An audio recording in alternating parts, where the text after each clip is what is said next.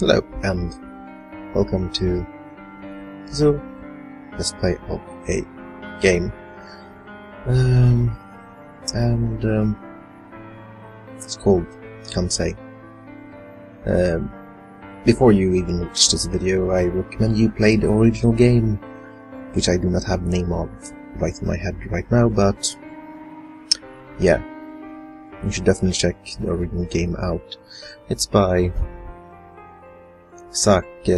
Visual. So let's get into it.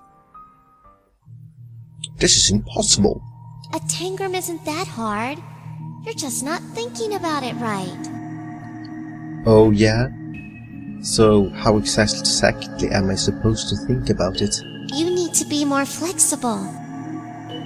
You should be open to the idea that what looks like one thing might just be a small part of something completely different.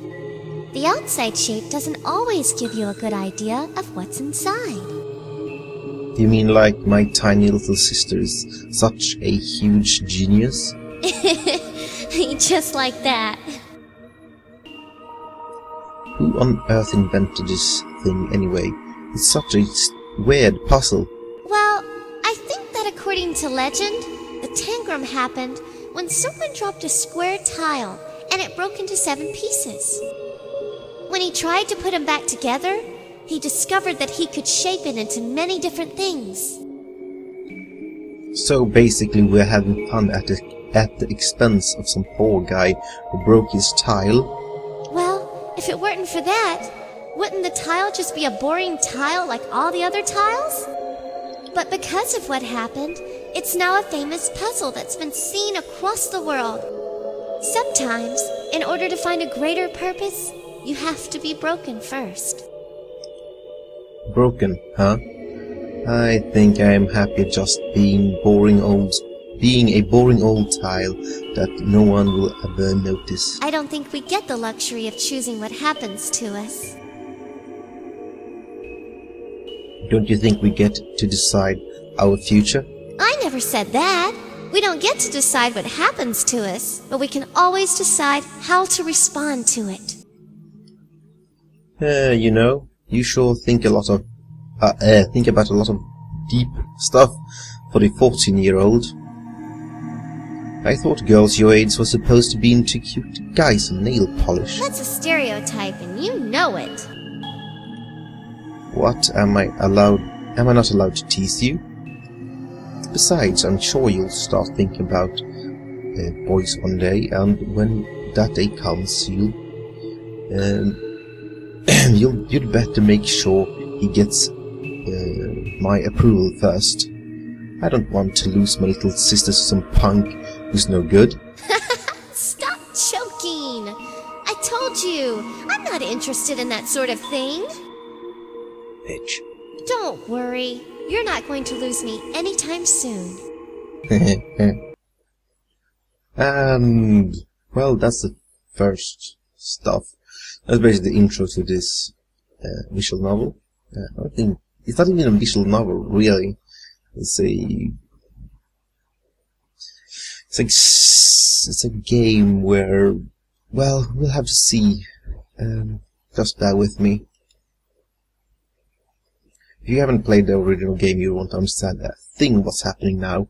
So, ta-ra, everyone who hasn't played the original game, and see you when you have played it. Where am I? I open my eyes slowly and take in my surroundings. Coffee table, books, computer. Looks like a pretty average apartment. Something feels off though. Good morning. Ugh. You're happy? Oh, right. It's an apartment. It's not an apartment, it's a prison. Oh, thanks to me sticking my nose into a murder yesterday. I hope you slept well. I have no idea. Why do you care? Oh yeah, the main character has no name. We have absolutely no name for his main character. Ain't that great? Aki sits beside me on the couch. You're our guest, after all. Oh, I guess I will. Yeah. Except for the part where I don't want to be here. Well, there's not much I can do about that. You have to admit it's a lot nicer than police custody, though. Grant you that. I don't see why Detective Gursky thought it was nice to detain me anyway. I already solved the murder yesterday. The murder even confessed. Confessions can be recanted. It's best to have the most solid case possible in situations like this. What about Nakoi? He was there. Why not use him? I'm sure they'll use my brother too, but the fact remains that you're the one who solved the case. That makes you the strongest witness they have. I roll my eyes. Whatever. There's plenty of painfully obvious evidence at the scene anyway. You hardly need me. You'd be surprised what expensive lawyers are capable of doing. We need the most airtight case possible. Granted. Miko might seem like a relaxed guy, but he's thorough. Miko? You mean Detective Gursky? Yeah, Miko Lajgursky. Gursky? You mean... you seem awfully familiar with him. You think so? Her expression breaks into a wide grin, and I can only assume there's a story here that she's not telling me. Anyway, you should thank me for convincing him to let you stay with us. With us you get a nice bed, good food, and... Aki, I got the coffee! I got the coffee. Aki opens the door to the apartment and triumphantly holds up a cup of coffee. Coffee.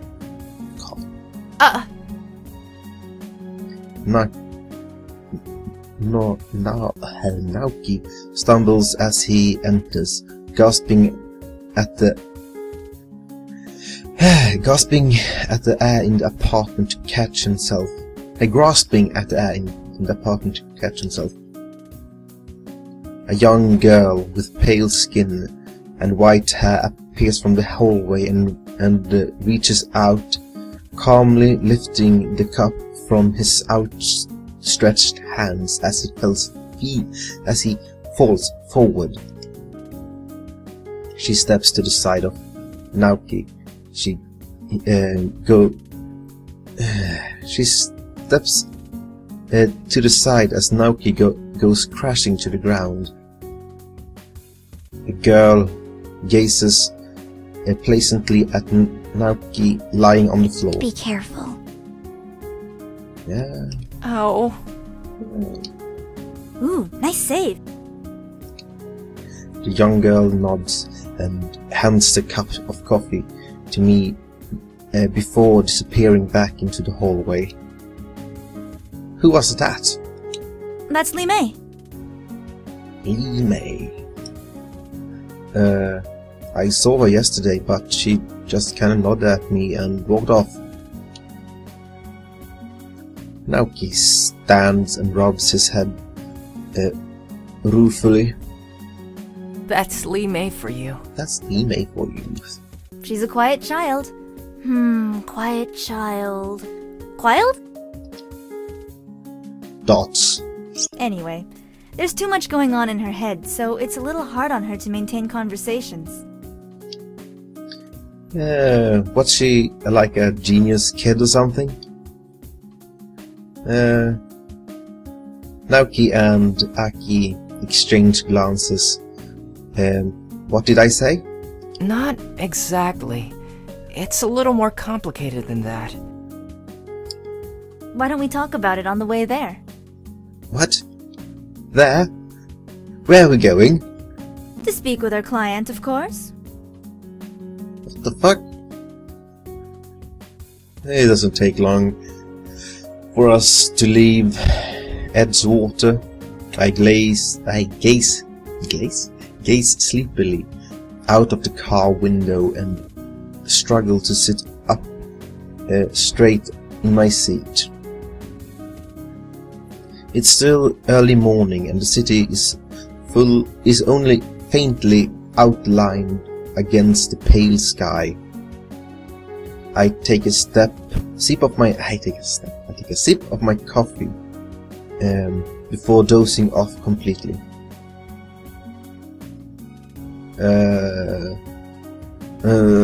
What? The cityscape outside the car has transformed into a country scene. I vaguely remember passing this big city, but I am pretty sure I fell asleep after that. Typical. I gaze at the rolling countryside as it passes by. All I see are clusters of trees with telescope poles dotting the side of the road. Aki is driving. I hate saying this. Aki is driving. Aki's driving. Oh yeah. Aki's driving is surprisingly sedated, considering her personality. I expected a lot more road rage. She seems content to clog along slightly below the speed limit, even though the road is perfectly straight and no other cars are in sight. One moment.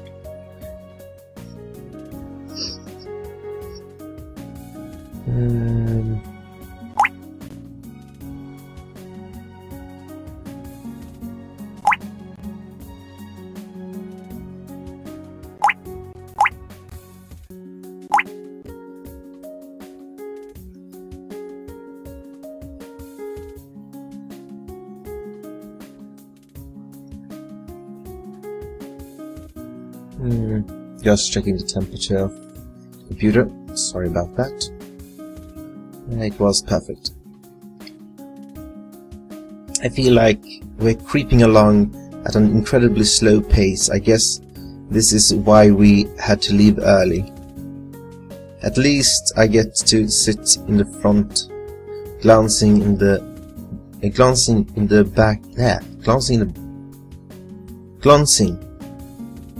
back seat.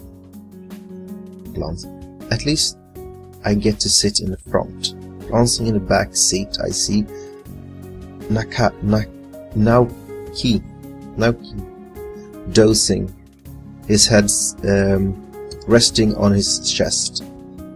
Lemay is awake, but she's staring blankly out the window. Glad you're awake. Did you enjoy your sleep? No, not particularly. The seat feels lumpy and now my neck hurts. Aki laughs and shakes her head. At least you're honest. Should we have gotten you something stronger than a triple shot? No, it's not your fault. I'll kick it in. It'll kick in soon enough. I look out the window again, trying to focus on the scenery. It looks like we're far away from the city by now. Any reason we had to leave so early? We have a long way to go to meet with our client, and he's the sort of guy who will get very fussy if we're late. Where are we going anyway? What are we supposed to be doing?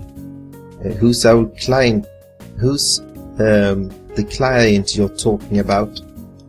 Wait, you said you're going to tell me about Li Mei, didn't you? You're overflowing with questions. I suppose I can't blame you. Yeah. You're not the only one with questions, though. In fact, you're a pretty big question mark yourself. I know. Let's make a deal, shall we? You ask a question, then I ask a question. We'll trade answers. I guess that works. Who are you people anyway?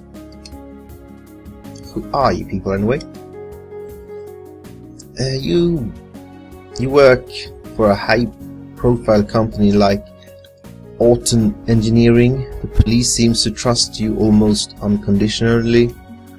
But you just look like a bunch of kids. Aki bursts out laughing. You're a kid too, aren't you? Well, yeah. We're a special investigation agency. Our work isn't always as exciting as corporate espionage and murder. More often than not, we're just snapping photos of cheating lovers.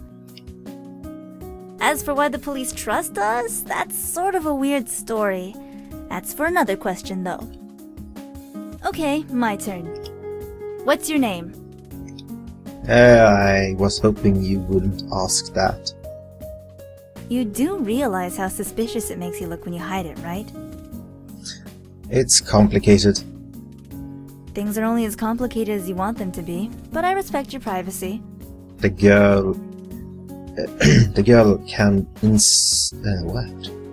The girl who can insert thoughts into my head whenever she wants respects my privacy? How ironic.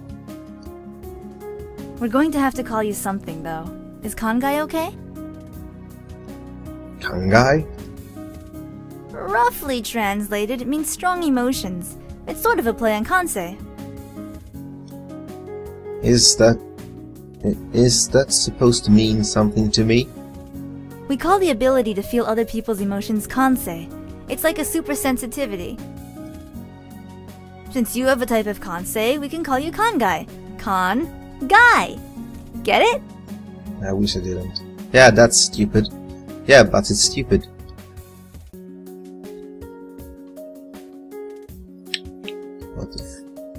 What the bloody hell? I never claimed to be good at picking names. I try to think of something else. Try to think of something else, please. I'll see what I can do. I lean back in my seat and adjust myself, attempting to get comfortable. Is there any reason this car is so tiny?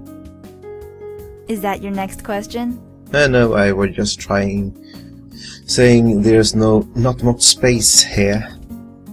Lee May never complained about it. Well, Lee May is tiny. Oh yeah, what's the deal with her anyway? Now that's definitely a new question. Right. Oh. Yeah, let's put her. What's the deal with Lee May anyway? Earlier you said there was a lot going on in her head. All of us have a sort of Kansei like you do. We can all sense thoughts and feelings to some extent. And? Lee May's Kansei is probably the purest form of them all. She experiences the emotions of everyone around her. Everyone? Everyone. If you're happy, she's happy. If you're sad, she's sad. Everyone else's emotions are constantly streaming into her mind. She has to spend a lot of her energy sorting out which feelings are hers and which aren't.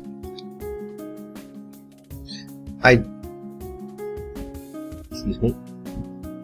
I turn to look at Lee May. Her eyes are open, and her body is moving as she stares straight out the car window. Her mind must be a mess. I wonder if she can really feel my pity for her, and can she even tell it's me, or is it all mixed up inside of her? Oh man, should I even be feeling this way? If she can sense it, it's probably really demeaning to her that I'm feeling bad for her. I don't want to make her think that I think of her as a poor little thing or something. You are, you little bitch.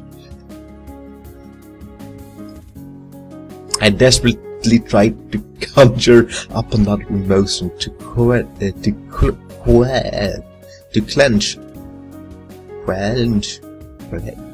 quench. I have no idea how to Quelch my current mood, but my mind is completely blank. For a brief moment, Lee May glances at me from the corner of her eye. She nods slowly, more almost imperceptibly, but I think she's trying to tell me she's okay. Alright, next question. Alright, next question. Where are you from, anyway? Los Angeles. I'd rather you don't lie about it. What? Miko told me about it. Yesterday you told him that you were from LA, but when he asked you about precincts, you didn't correct him. In Los Angeles, police work districts, not precincts. I'm surprised he didn't cuff you on the spot for lying to him. Actually, no, I'm not. I turn my gaze back to scenery, unsure of how to answer. Detective Gursky knew I was lying yesterday. Why did he let me go, get away with it? Did he recognize me? I don't remember him though. I've been living in LA for the past 3 years. Isn't that good enough? And before that? Only one question at a time, remember? Aki raises an eyebrow. Of course. Go ahead. What did you have to do to get the police to trust you? What did you have to do to get the police to trust you? We stopped the assassination of a visiting dignitary. You what? Everyone makes a big deal about it, but it was sort of a fluke. Naoki was trailing a businessman and secretary who were putting in extra hours at an expensive hotel. Giggity giggity. And? He saw the assassin, thought it was suspicious, and called me in. We intercepted the assassin, saved the day, and apparently that makes us trustworthy heroes. BS. Seriously? Seriously. You'll forgive me if I find it that hard to believe. A story like that is ridiculous. So, you're the boy with a Kansei that allows you to experience the final moments of any dead body you touch. You should be used to the ridiculous by now. I guess she has a point there. It still doesn't sound like a real story, though. My turn now. Okay, you little wanker. Aki grins. Where did you live before Los Angeles? Where did I live before Los Angeles? Somehow I knew you were going to ask that. Oh, am I really that predictable? Yeah, you are. Not going to answer? No, you're not. Edgewater. What? I used to live here in Edgewater. Here? Aki sounds surprised. 3 years. 3 years. I suppose that makes sense. We've only been here for 2 years. She glances at me out of the corner of her eye. She sure wants to ask me more, but for once she doesn't press the issue. Well, I guess that was my question. Your My turn. turn. Oh, let's see here. I have so many possible things I could ask. Where are we going? Where are we going? A small estate out in the countryside. It belongs to one Mr. William Otten. Orton, as in Orton Engineering? Got it in one.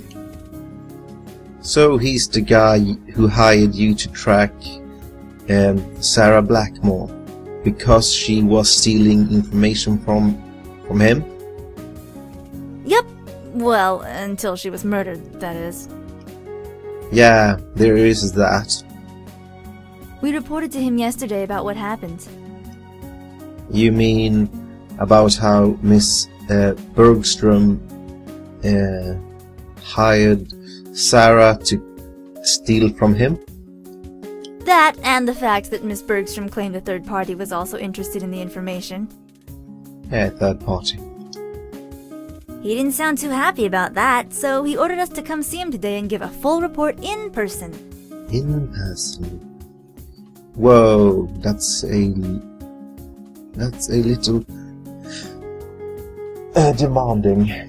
Excuse me.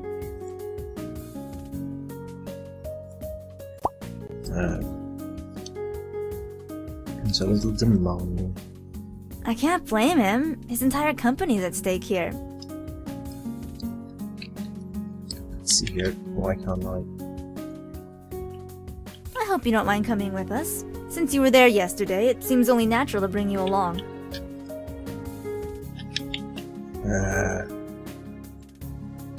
I get it.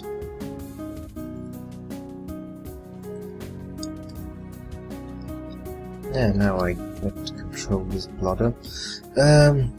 I'm sure the real reason she's taking me along is because she promised Detective Gursky that she'd keep an eye on me. But I guess I don't mind talking to this awesome guy. It's not like I have any plans for today anyway, and this might be interesting to see the house of interesting to see the house of a millionaire. Why does Mr. Orton live so far out of the way anyway? Considering that his company is in the middle of Edgewater, wouldn't it make more sense? Wouldn't it make more sense not to live a gazillion miles from the place? Who knows? Word is that he really hates the city. His assistant said that he rarely leaves his house, conducting most meetings via satellite. Satellite? Weird. His entire company is built on cutting-edge technology, but he doesn't want to live around a couple of stoplights. Aki shrugs. Rich people are eccentric. Comes with a job description, I think. Sounds more like paranoia to me. Maybe it is. You missed it. I jump a little as Li Mei speaks up from the back seat. She's been silent for so long.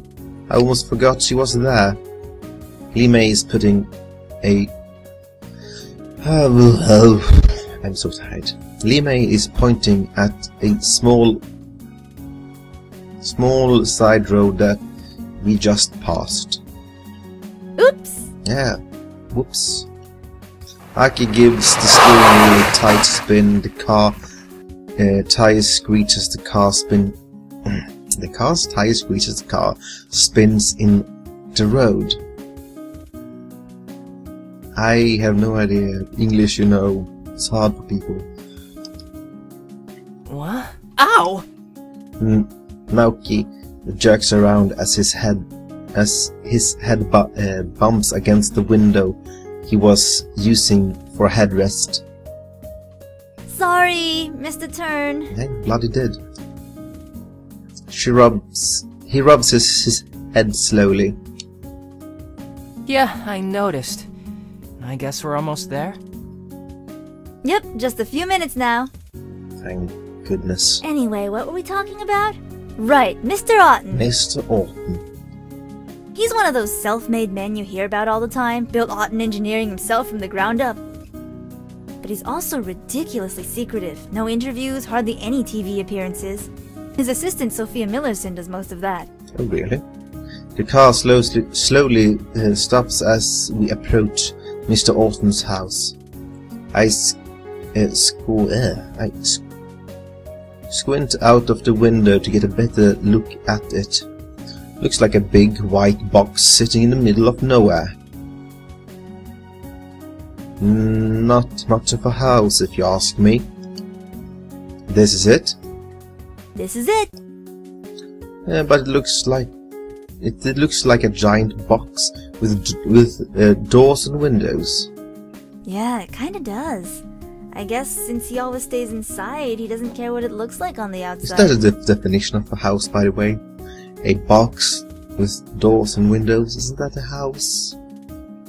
No. Anyway. Aki kicks open the door and leaps out. The front door of the house swings open silently, and a strict-looking woman approaches us. Are you the representatives from the agency? Dang. I could tap her. Yep, I'm Aki Mizutani. You must be Sophia Millerson. We spoke on the phone. Oh, the irony. I mean, Aki has a pseudo Japanese name and Sophia Millerson has a Western name, Millerson, but the looks are inversed. Strange. Aki trots her head out, but the woman merely raises an skeptical eyebrow. You're not exactly what I pictured. Looking at Aki's wrinkled shirt and dusty pants, I can see why she might... How the fuck did you see the dusty pants? Oh yeah, American English. I might see why she's a little turned off. Being a private investigator involves having an appearance that doesn't stand out, ma'am. Truly. The woman places her hands on her hips and sighs reluctantly. Well, come in. Mr. Otten seems unusually eager to speak with you. Aki kicks the car door shut and motions for us to follow her. I climb out and stumble for a moment as my knees buckle beneath my weight. Ugh, my legs are cramping from sitting in the car for so long. So Sophia watches me impatiently. She doesn't look impressed. Naoki comes stumbling out of the door after me, and we both do our best not to look like a pair of goldfish who's been dumped unceremoniously out of a bowl. Who's bumped unceremonially out of the bowl. That's a bloody word. Are these your associates? If she was unimpressed before, she's plain worried now. I can't say I blame her. They are. Yes, we are. Aki steps to the side of Naoki and Li Mei approaches Sophia. This is Li Mei, and this is my brother Naoki. Li Mei glances up to Sophia like a swan and offers her as a polite bow. And he is? Sophia points at me. Aki dots. Aki stares at me, and a hint of panic shows in her eyes. I've already made it clear that I don't intend to give my name away, but I guess that puts her in a somewhat difficult situation. That would be... Kansei. Kansei. I'm gonna be named Kansei for the rest of this fucking game. What? Kansei? She's going to stick with that weird name? Kansei? Unusual. Oh, you can bloody say that. I turn to Aki and make a face, but Sophia doesn't notice or care.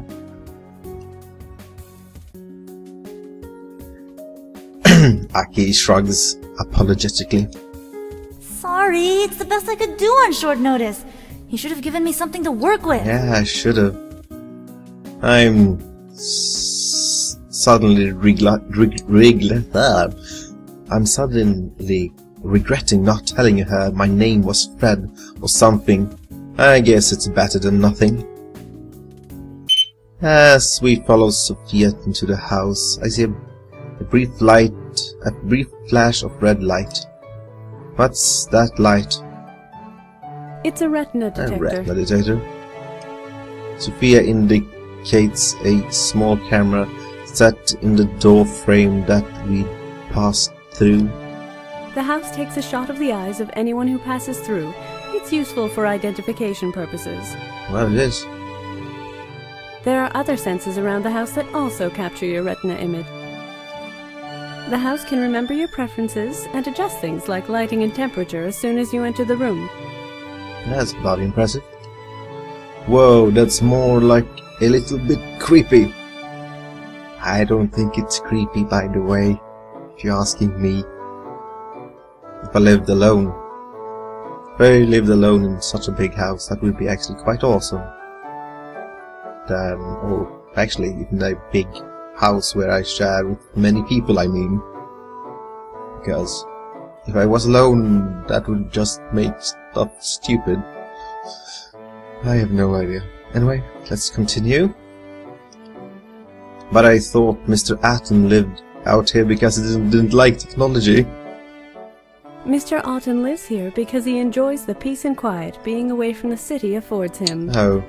This house, however, has the most cutting-edge security possible, including quite a few innovations not yet available on the market. Ain't that impressive? Fun! I'm sure the house is already looking up my dental records. Now, please don't dawdle. Mr. Alton's other guest is already here waiting for you. Oh yeah? Other guests? Yeah, what fucking other guests? As we enter the house, I see the outline of a man standing at the far side of the room, inspecting a scroll on the wall. Oh no. No. Oh, great. I should have known you'd be here. Oh dear, oh dear. Detective Gursky, why are you here, you bloody fucker?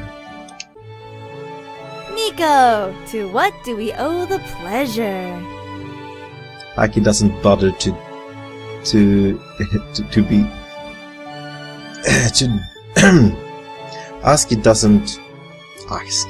Aki doesn't bother to disguise the sarcasm in her voice. Detective Gursky played a major role in the apprehension of the murderer yesterday. It's only natural that he'd be invited back here by Mr. Alton. Yeah, I was actually there, unlike some people. Detective Gursky looks pointedly at Aki. He just gazes coolly back at him. She just glances coolly back at him. Sophia ignores the chill in the air between them and nods at us curtly. Please make yourselves comfortable. Mr. Alton is finishing up on a conference call. He'll see you once it's finished. That cut out abruptly. Ooh, can we explore the house? Can we explore the house? Are you like a fucking 5-year-old?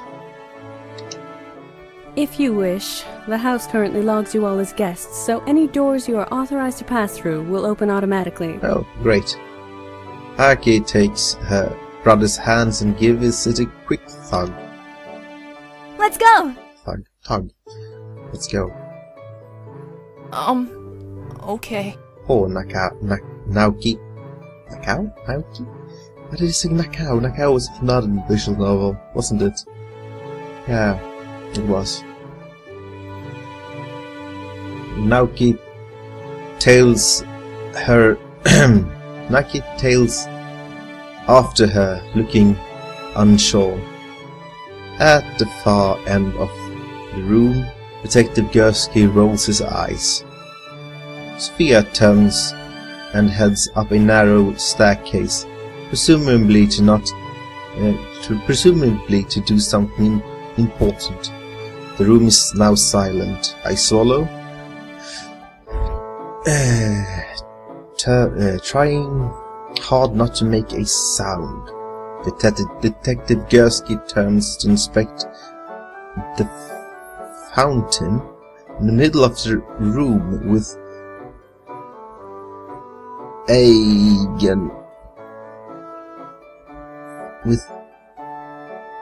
feigned interest. Oh, feigned interest. Unfortunately, he looks more annoyed than interested. Feigned interest. Remember how that's spelled now. He may stand silently in the center of the room, staring off at nothing in particular. There's something about her that bothers me, but I can't figure out what it is. The body, her still body, and the distant gaze reminds me of a corpse I've seen. But even a dead body doesn't give me the uneasy feeling she does. Aki said she feels the emotions of everyone, but it looks to me as if she doesn't feel any emotion at all. Before I can think on it more, the front door slides open to reveal a young woman with slightly unkept hair standing on the other side. Oh! Young woman says, "Oh." I'm so sorry I'm late. I got lost on the way here. Do you know how easy it is to miss that turn to get here? What? Kansei. The woman looks at me expectingly. I wonder if Sophia knows there's a visitor. Should I go upstairs and tell her? You must be Leah Martin. I've heard so much No, about I'm not you. fucking Leah Martin. Liam? I thought Aki said Mr. Autumn's name was William. She smiles and holds her hand out, giving it a quick shake before stepping aside to let her in. I'm not... It's okay. I'm not here to talk about all those rumors. Rich people always hear the worst of it, What? don't they? No. She walks around the perimeter of the room, examining everything quickly with her eyes. And even if they are true, you're free to do what you want with your life. No one should judge you for your choices, right? What the fuck are you talking about, little bitch? I don't think... Oh, right! Marissa Klein from Modern Trends. I'm here for What the interview. fucking interview, you little... Did your uncle not tell you about it? She... Oh fuck. She flits around the room, stopping to inspect the bamboo that stands like a guard by the hallway. Pretty! Is it real? I honestly have no idea. She looks up and notices Detective Gursky for the first time. Oh, hello. She rushes up to him and holds out a hand. Marissa Klein. Yes, I heard. Melissa nibbles on the edge of her fingernails. Coolly. Oh, I have no... Coyly? Coyly? What? I'm going to say... Excuse me while I'm saving. Return.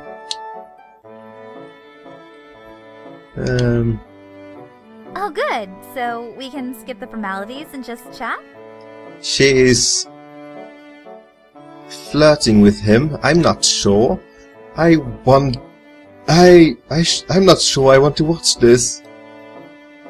I'm afraid I'm only here for business, ma'am. She gives him a gentle push. Oh, don't call me that. It makes me feel so old. Or are you supposed to be all formal with me because you're at work? What the fuck? I don't work here. Melissa's eyes grow wide. A guest? Even more interesting. She points to the fountain that Gaske is looking at. Are you an art fan? She searches out. She reaches out to touch the dragon coiled around the glass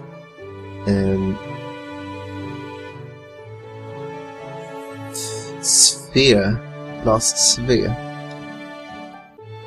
Please refrain from touching the art. Melissa freezes as Sophia appears at the bottom of the staircase. Miss Klein, I presume? Yep. Sorry, You're 2 hours late. Mr. Otten has other business to attend to now. Hang on! I called and said I'd be late, though. I don't recall receiving such a call. Melissa turns to me, grabs me by the shoulders. You didn't tell her? Tell her what? You're the one who answered the phone when I called. Why didn't you tell her? I just got here. I have no idea what you're talking about. Why is it that everything is somehow my fault? Melissa blinks and releases her grip. Wait, what's your name? Kansei. I choke a little as I spit out my name. It sounds even dumber than Aki says. It sounds even dumber than when Aki says it. Oh my goodness, I'm so sorry! I thought you were Liam Otten! I'm not fucking Liam Otten. I'm not even Kansei. Yes, I gathered as much. Miss Klein, you may have called ahead, but the fact remains that you are very late, and Mr. Otten has a strict schedule. Wait, this is my first major interview. Is there any way I can squeeze it in today? Bitch. Sophia sighs. Come with me. Oh, thank you! Melissa skittles up the staircase with Sophia. Detective Gursky is eyeing me with quizzical look on his face. Kansei? Yeah, what of it? Did Aki pick that name for you? Yeah, is it that obvious? She's notoriously bad at naming things. When she was a girl, she had a cat that was born with only a stub for a tail. She named the cat Stubtail. Great. I guess I should be grateful I didn't get a Sable name like kid who talks to dead people. I'm sorry you're stuck with those kids right now. If I had my way, I wouldn't group you in with them. What are you talking about? They all belong to the government. You know that, right? No, I didn't, you didn't. Wait, what? Miko, are you gossiping about me again? Haki enters from the hallway and slaps Detective Gursky on the back. I'd rather you don't feed our friend Kansei here any misinformation. Well, I haven't lied to him if that's what you mean. Mr. Otten will see you now. Sophia descends the staircase with Miss Klein in tow. Sophia looks even more annoyed than usual. Melissa smiles, but it looks forced. Did you get your interview? Of course! It'll be a winner, so be sure to look out for it. Oh yeah, I will. She points her pen at me and jerks it like a gun. Bang! Somehow, I doubt her article will win very much. Hey Sophie, you don't mind if I have a look around, interview the staff, and other nonsense, right? It seems to take a lot of Miss Millerson's strength not to strangle Melissa. Marissa? Please make it quick. Marissa wasn't a Melissa. Marissa. Right on. I know. maniac. Melissa salutes and heads off down the hallway. Shall we get going? Thank you. Sophia waits patiently for us to follow her. The five of us file up the stairs and follow her down a hallway to a glass door. Sophia knocks on it twice. Mr. Otten, the investigators you requested are here. A small but static pop of a speaker on the wall as Mr. Otten's voice emanates from the tiny box.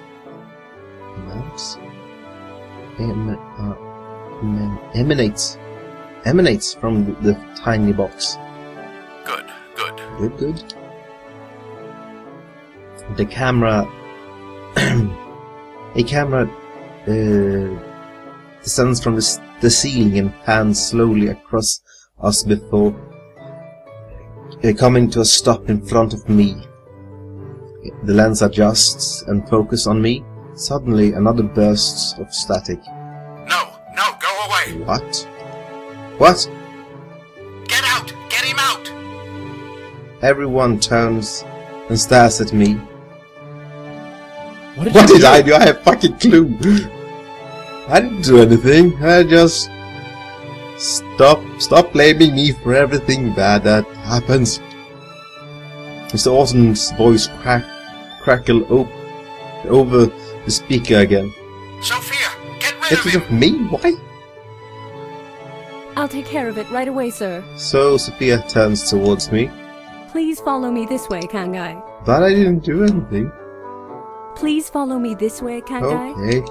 Sophia repeats her request, but her voice sounds much more tense. Fine, I'm coming. I follow Sophia down the winding staircase. I apologize for Mr. Otten's sudden outburst. He's prone to unnatural mood swings based on unidentified provocation. Unidentified provocation? She sounds more like she's giving him a press release than an apology. We can proceed with your discussion after he is less agitated. Fine. You're not kidding me. You're not kicking me out? Mr. Otten called for you. Once he settles down, he'll want to speak with you again. Fine. Until then, please make yourself at home while I go to work out the details of this visit with your associates. She turns and heads back to the staircase without waiting for a response from me. I collapse on the stone bench with a sigh. I really can't catch a break, can I? Are you okay? I have fucking clue, no. What? Aki has followed me down the stairs. She looks concerned. No worries, I'm fine. After all, crazy old men yell at me all the time. She smiles and thinks, and I think I hear a giggle escape her lips. At least she's amused. Yeah, sorry about that. It's hardly your fault. No need to apologize. Just sympathizing with you. Right. That part of that part of your Kansei, are you just trying to be nice? Right, is that part of... Whoever wrote this doesn't know English. Right, is that a part of your Kansei, or are you just trying to be nice? Would have been the correct way to structure that sentence, but no, someone had to not add that is why. Anyway, let's continue. What do you think? It's no good. Mr. Otten's refusing to come out. Now, here comes...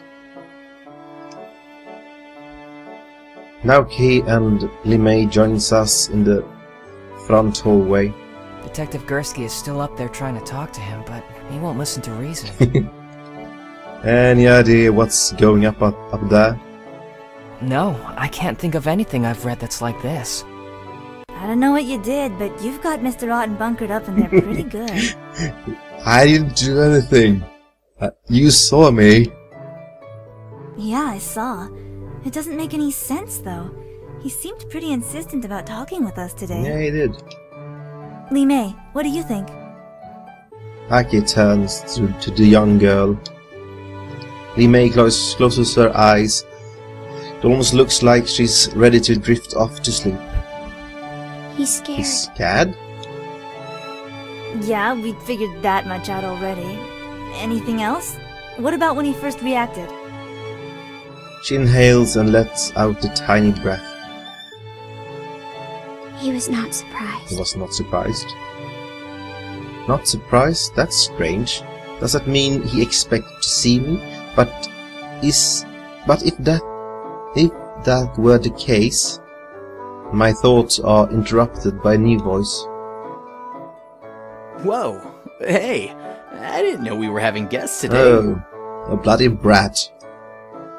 A young man, probably in his teens or early 20s, is staring at us from the hallway. His gaze passes over Li Mei, Aki, Naoki, and before resting on me. Way to go! Way to go. He gives me a thumbs up. What? I don't know how you managed to get 3 at once. That's a pretty sweet haul of chicks, man. Who? Them? I'm a But guy. I'm a guy. Oh dear. Aki holds back a snicker. Well, crap. He shrugs and raises his composure quickly. Ah, well, I've Nice seen worse. What's that supposed to mean? Let's see. A bunch of people hanging out in the lobby for no reason? That's an easy one. Uncle called you out here, and now he's having a hissy fit and making you Oh, wait. you've got that right. Am I right? Yeah, Got it in one. And you must be Liam Otten. Liam Orton. The guy is Liam Orton. I guess I can see why Melissa mistook me for him. He looks like he could pass, like we could pass for brothers. I feel a little insulted that he'd equate me with. I feel insulted she'd equate me with this guy, though. Everything about him screams slacker. He doesn't look like he's had a hard work in his. He hasn't had a hard day in his life. I'm Liam, alright? But who are you? You definitely don't look like business partners. Uncle's not the kind of guy who lets just anyone enter. He's all crazy paranoid that way. If he's as paranoid as you say, why are you here? Aki ignores Liam's questions and counters with her own. Liam shrugs. I'm family. It's not like he's got a choice. Ass. Despite his casual air, I detect a hint of smugness around him. He probably enjoys feeling like he's above us. I've known this guy for 10 seconds and he already ticks me off. Aki looks like he agrees with me, but it's clear he's trying to hide his feelings. Aki on the other hand doesn't seem bothered at all. I'm so tired. Aki, on the other hand, doesn't seem bothered at all. Ah, so you're visiting your uncle today? No, I live here. He looks a little hurt that she doesn't, that she'd assume otherwise. Really? That's even cooler. Must be kind of boring for you, though. Huh? I was looking around earlier, and nearly all the doors are locked. He wound his wounded expression quickly transform into one of pride. That's because you're a visitor. You don't get many access privileges. I'm allowed in, like, every room in the house. Oh, really? Like? So, not all of them. Aki's eyebrows shoot up. She's definitely looking interested. Yeah, well... Liam looks to the side and mumbles. There's like a lock on his office in the security room. Those rooms are pointless anyway. Yeah. Oh, well, if that's all. Aki shrugs casually and Liam relaxes his shoulders. I glance at Naoki. He stares at some invisible point.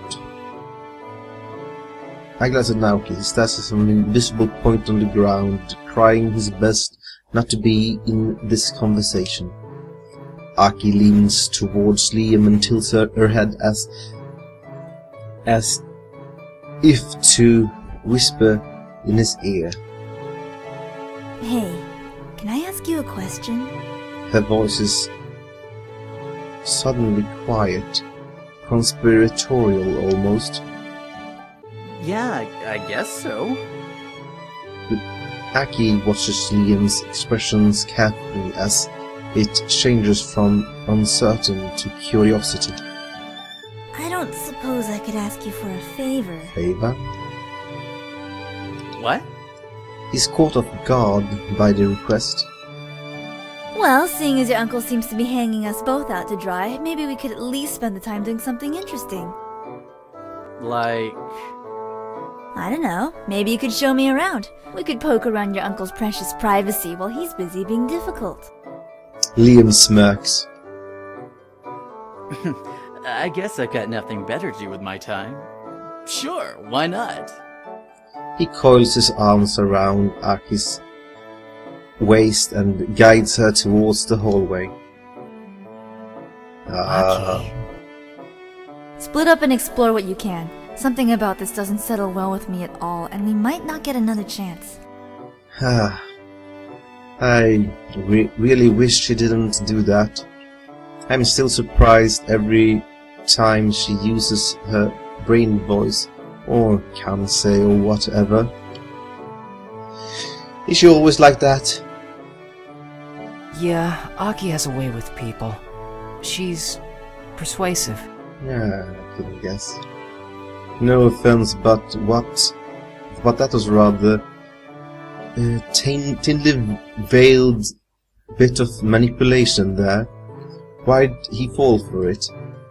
She uses her Kansei to push someone's thoughts in the direction she wants. Oh, that's unsettling. So, mind control? Nothing that powerful. Just subtle suggestions, like a whisper in the back of your mind. Back of your mind. I hope she doesn't intend to use that on me. She She can't. can't? Huh? What do you mean? Those with Kansei are more sensitive. You'd know it's her voice. Oh. To us, it sounds like she's speaking directly, but normal people only feel like they've just had a random impulse. That's fucking unsettling. Aki gazes at the floor and kicks aside some imaginary dust that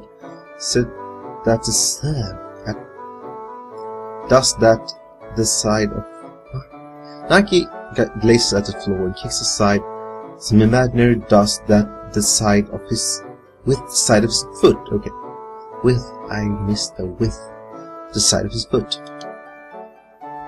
Dots. What?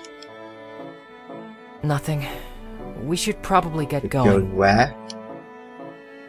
I'd rather not split up if we don't have to. I don't do well exploring new places. You have no sense of direction, do you? We're not even living in the house. How bad could it be?